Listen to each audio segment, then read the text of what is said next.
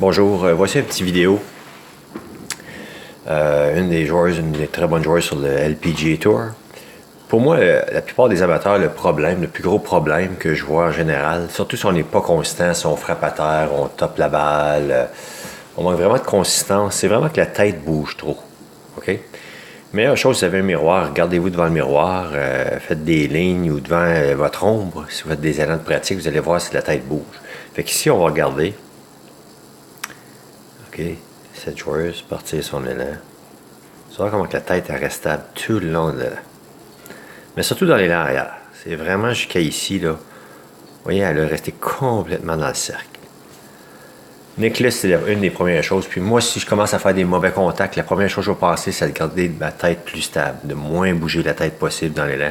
On commence à faire des meilleurs contacts. Mais si vous regardez le robot de golf, c'est juste un bras qui bouge. Et le corps du robot, il bouge pas du tout. Il est toujours à la même place. C'est pour ça que le robot frappe toujours la balle sur le bâton à la même place. On n'est pas un robot, justement. Mais les gens, en général, bougent. Moi, je vois des gens, là, la tête bouge, là, elle monte. Surtout, la plupart des problèmes, c'est plus que la tête, elle monte. Elle lève de hauteur. Elle vient élever ici. Si on regarde les bons joueurs, où elle va rester là, la tête, elle peut bouger un peu de côté. On peut bouger 1 pouce, 2 pouces sur le côté, mais on veut pas que la tête lève. Puis même, il y a des joueurs que la tête va descendre un petit peu. Puis ça, c'est correct parce qu'ils viennent vraiment s'ancrer au sol.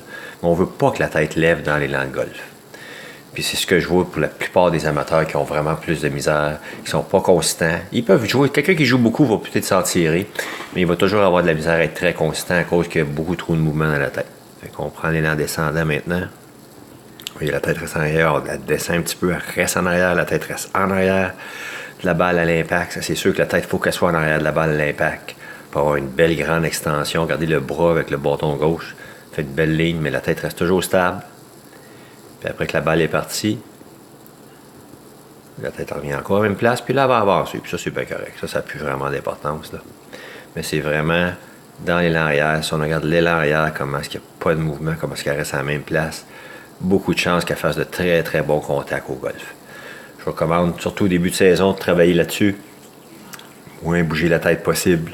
Gardez la tête vraiment stable dans votre élan. Regardez tous les bons joueurs, vous allez voir que la tête ne bougera pas beaucoup. Surtout qu'elle ne lèvera pas. Elle peut bouger un peu de côté, puisqu'on transfère notre poids, mais on ne veut pas qu'elle lève dans l'élan de golf. OK? Bon golf, bonne pratique.